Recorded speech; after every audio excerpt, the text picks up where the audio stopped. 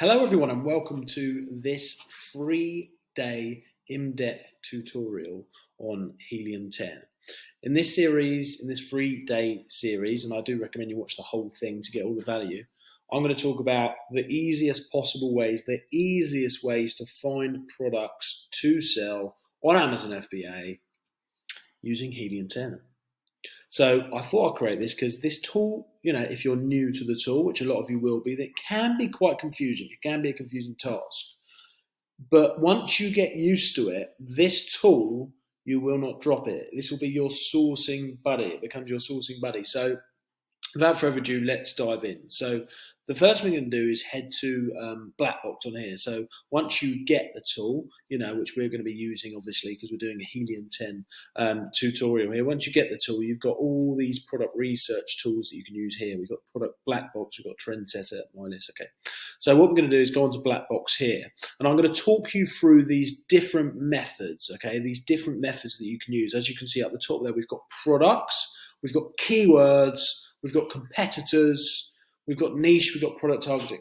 Now, look, before we jump into actually using this tool, let me just give you a good heads up here, which I didn't hear this for quite a fair few months in after using this tool and actually doing a business model where it's create products. So look, let me say off the top of the bat, this tool is fantastic. I really, really recommend this tool. I think it's great.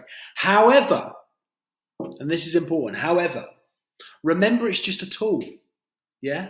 It's just a tool. And I got this bit of advice a little while ago, and it was a game changer. This is a tool. This is not a human being.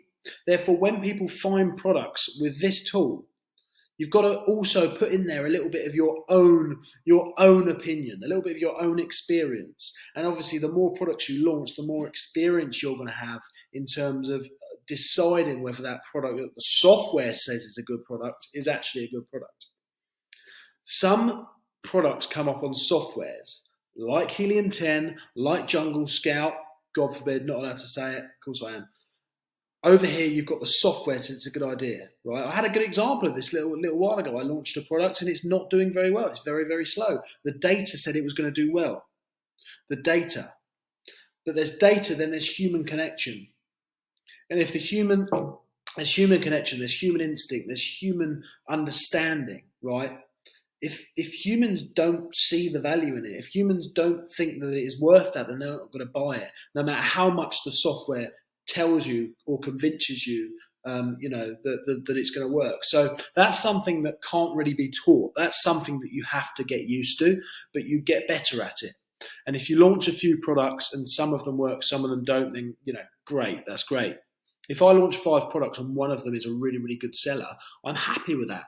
Don't get me wrong, I wouldn't say I'm over the moon about it because I would have preferred all of them. But if 2 out of the 5 products that I launched, and I'm not saying this is going to be the same for you, most of yours might work. I'd say I've got a 75% success rate on the products that I launch. Or maybe I think I said it was a bit more in other videos, but look, I've launched a few recently and maybe some of them haven't worked as much as I should. So all I'm saying is this stuff takes time to get used to, but the more you launch, the better, the easier it becomes. So without further ado, let's dive into this video. So one of the first ways that you can do it is going onto products here. Okay, so on the Blackbox products page, you've got categories here on the left. So let's have a little look at the categories on the left here.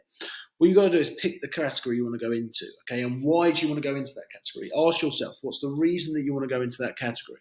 Is it small and light? Have you got a passion for baby products? DIY and tools, for example. Do you like selling tools and things like that? Could it be a bit heavy, some of the items in there? Garden and outdoors, generally a little bit more bulky, but you could have, sort of the weed killer and stuff like that. But then again, that could be hazmat. So for multiple reasons, you're going to think about why you're picking the filter that you're picking. So let's dive into this. Let's pick, for example, home and kitchen. Now, I probably wouldn't recommend doing more than like 2 categories on here. And by the way, some of the products that I find here wouldn't necessarily be the sort of products that I sell. I can't share my exact strategies because that would be silly. I don't want to give you exactly what I sell. But I'm just showing you this for the example of using the tool. So the monthly revenue, you want to put the monthly revenue in here. Why is the monthly revenue important to put in here? I'll tell you what the monthly revenue is important to put on here. The more revenue on here, generally the more competition you're going to have. So, and also, you don't necessarily want a really, really fast selling product if you haven't got the facilities to facilitate that. If you've got a prep center and you're really set up nicely and they're literally like ready to go and you've tested something, then you might be able to send 10, 20,000 products through that. But if you're just starting and you sell a product that does, even it's unlikely you're going to be able to do this because of competition, because of PPC spend, right? And that's another factor. PPC spend, the more competition, generally the more PPC it's going to cost. But if you had a product that was doing 10,000 a month right now, think about it. Could you honestly say to yourself that you could put up with that? I bet you couldn't. I bet you couldn't put up with that. It would take a long time to get the systems in place to put up with that. So you may think that you want the fastest seller in the world, but trust me, you don't at this stage. You don't want it. I couldn't handle that at the stage that I'm at. There's many sellers that couldn't. It's about building the infrastructure, I like products that sell 1, 2 a day, because I want hundreds of them. That's consistency. It spreads my net wide so that my business isn't too reliant on one specific SKU, for example. Right, monthly revenue. I mean, waffling now. So let's put 1,000 revenue there. But at the same time, you do want some sort of revenue going to products, obviously. Because otherwise, obviously you're not going to make any money. Let's do 20,000 in revenue. I think that's quite a nice thing. With the price, remember you've got FBA fees, you've got shipping fees and stuff like that. So, put whatever sort of price you want in. Should we say 15 there?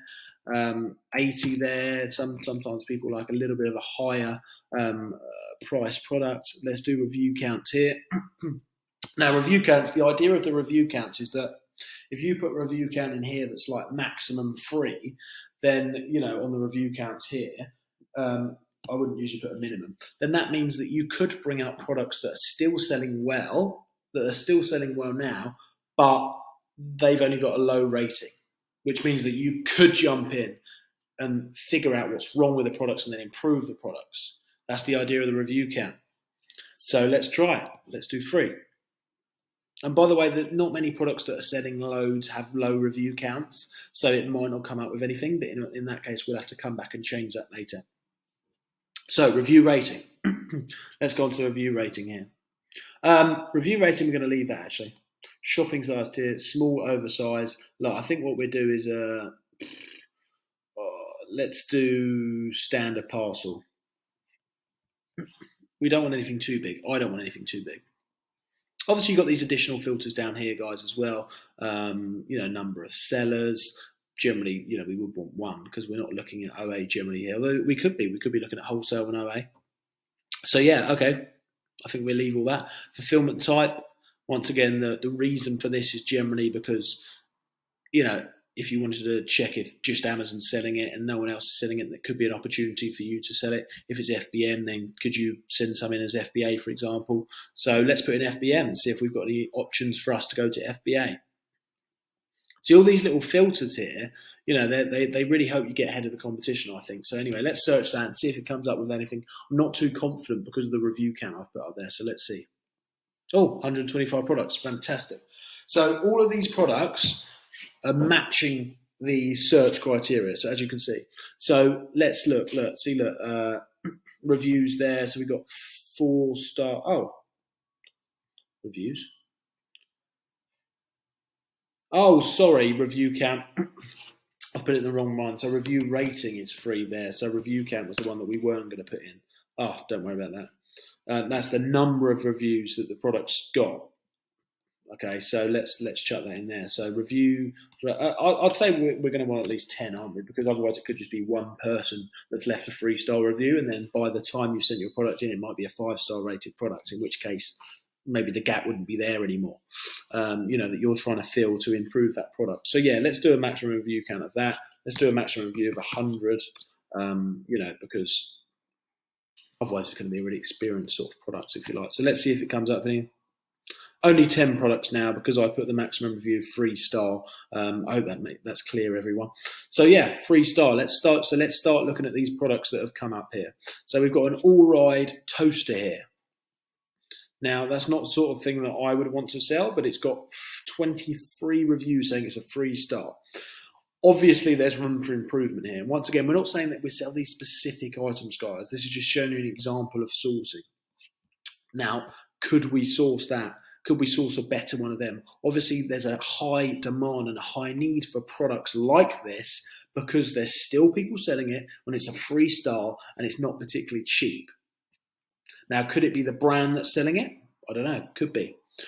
Or could it be one of the only things on Amazon?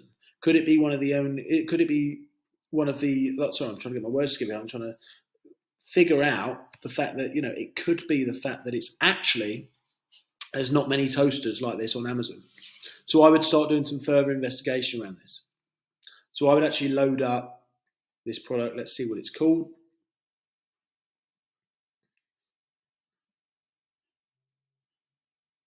See, notice that it doesn't actually say, it's got some random numbers here, so it could be quite a famous All-Ride. I don't know if that's a famous brand, but I would say there's probably not that much competition in terms of toasters for the reason that people are finding these products. There must be something good about this if it's got that many reviews. Toaster. It's more of a cheese toaster, isn't it? It's not even a sort of... So what I would start doing now is having a little look at cheese toasters, for example, to see if there's actually much competition, because the fact that that is still selling quite well and it's got a low star review. Okay, it's coming up with normal toasters there. We're not going to waste our time looking, but what I would do is have a little look, cheese toasters, just to get a good idea about this, guys. Go and search onto the Google, not in a category, just all products. Go on to, start typing in cheese toasters. Why is that one selling when it's only a 3-star? The BSR is good for home and kitchen. That's still selling a fair amount. It's probably selling one a day in home and kitchen, maybe one every other day. I don't know. That's a random guess. But it's got the monthly revenue of 1,700. Oh, so it's got to be selling a bit more than that because it's got monthly revenue of 1,713. So it's probably around about 2 a day. So let's have a look here. Let's get my big head out of the way. It's not that big, is it? Okay, so we've got sofa there. Obviously, sofa, shape, fabric, cover. So we've got sofa covers there. I thought that was a sofa then. I was thinking I can see why that one's not got much competition. 2.7 star rating here. So look at this. Look at the review count. It comes up right here. So I'm actually going to click into this product and start looking at the reviews with you to see, where we can improve it. Because look, it's got a 2.7 star rating. The BSR in home and kitchen is 37,000. It's done 2,833 in revenue in the last 30 days. That's crazy. For a rating that's 2.7, there must be a gap in the market here. I'm saying, this is where you find the gaps. Let's look into it.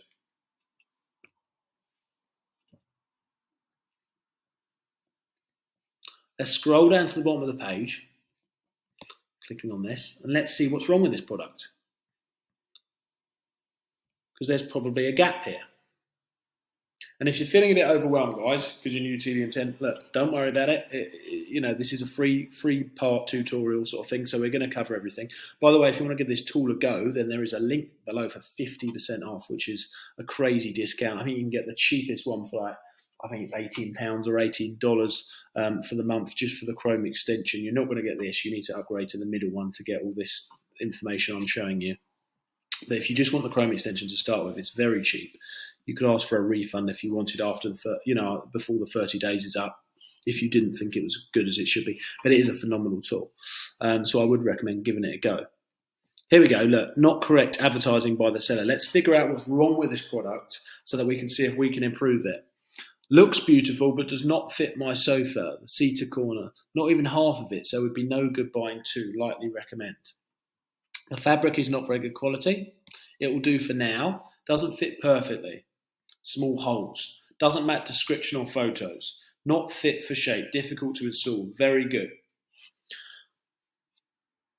A lot of customers on Amazon are awkward. But if you see 45% of them putting it as a 1 star, then there's something wrong with the product. And the producer of this product or the seller needs to figure out what's wrong with this and improve it. Otherwise, competition's going to sweep in. But I would be typing in, look, I think there could be an opportunity on sofa covers.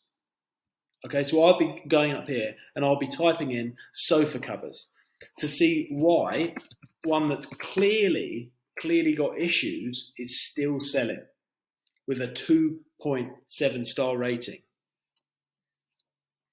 See if we can find it. Why is that one selling? I can't see it popping up at the moment, guys. I think I know what it is. There's no corner sofa. That was a corner sofa one, wasn't it?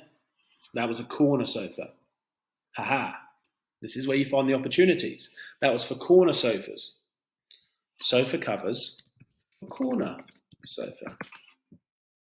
Obviously, there's more due diligence we need to do to figure out exactly what the demand is on these keywords, etc. But for now, let's see. Sofa covers for corner sofa. And I bet you we will be popping up in a minute. There we go. Free start. Free start. Wow. Haven't seen our friend yet, have we? Have we gone past it? What does it look like again? It'll probably be up here somewhere. I'm not sure. Maybe it's a variation listing, but a lot of them haven't got very good ratings. So this could either be a good opportunity because there's hardly any, doesn't look like as much competition here, and a lot of them are selling. But maybe it's a difficult product to actually source one that's good, that fits on nicely for a certain price range. But this is the sort of thing we're doing. For an example's sake, this is the sort of thing we're doing.